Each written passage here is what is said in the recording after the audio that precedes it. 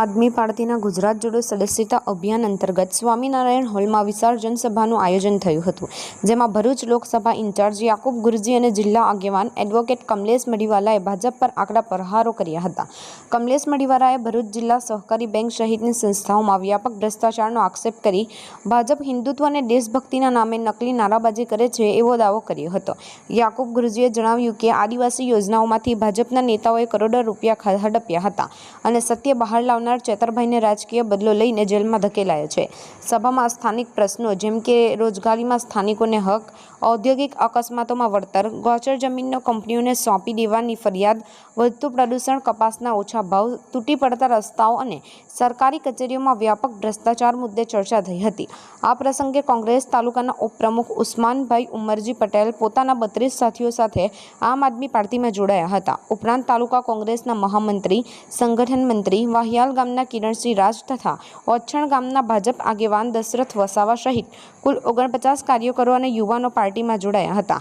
સ્થાનિક લોકોએ સભામાં ઉઠાવાયેલા મુદ્દોને પોતાની વેદના ગણાવી સ્પષ્ટ કહ્યું કે કપાસના ઓછા ભાવ, રોજગારીમાં વંચિતતા અને સરકારી ભ્રષ્ટાચાર સામાન્ય જનજીવનને અડકે છે. સભાના અંતે આગેવાનો દ્વારા સંકેત આપવામાં આવ્યો હતો કે આગામી દિવસોમાં ભરૂચ જિલ્લાના વધુ 30-40 જેટલા કોંગ્રેસી કાર્યકરો આમ આદમી પાર્ટીમાં જોડાશે, જેના કારણે જિલ્લા રાજકારણમાં નવા સમીકરણો ઊભા થશે. સમગ્ર ગુજરાતમાં આમ આદમી પાર્ટી દ્વારા ગુજરાત જોડો સદસ્યતા અભિયાન ચાલી રહ્યું છે, ત્યારે ઠેર ઠેર ભારતીય જનતા પાર્ટી અને કોંગ્રેસના આગેવાનો ખુશી ખુશી આમ આદમી પાર્ટીનો ખેસ પહેરી ભારતીય જનતા પાર્ટીને બાય બાય કહેવા માટે તૈયાર થઈ રહેલા છે. આજે વાગરા ખાતે વાગરા જિલ્લા પંચાયતની ગુજરાત જોડો જનસભા રાખવામાં આવેલી હતી. સમગ્ર લોકસભાની જો વાત કરું તો જિલ્લામાં 54 જેટલી જિલ્લા પંચાયતો છે, 256 તાલુકા પંચાયતો છે અને 40 જેટલી નગરપાલિકા છે. આમ આદમી પાર્ટી તમામ જગ્યાએ પોતાના ઉમેદવારો ઉભા રાખવાની છે અને ચૂંટણી લડવાની છે.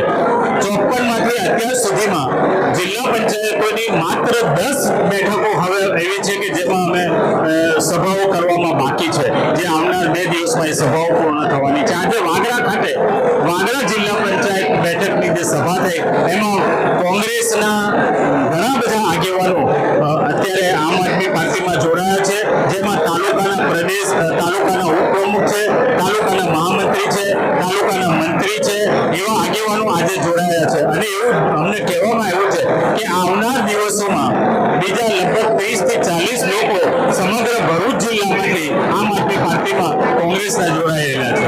આજે ભારતીય જનતા પાર્ટીના પણ દશરથભાઈ જે ઓછર ગામના આગેવાન છે એ પણ અમારી સાથે જોડાયા છે.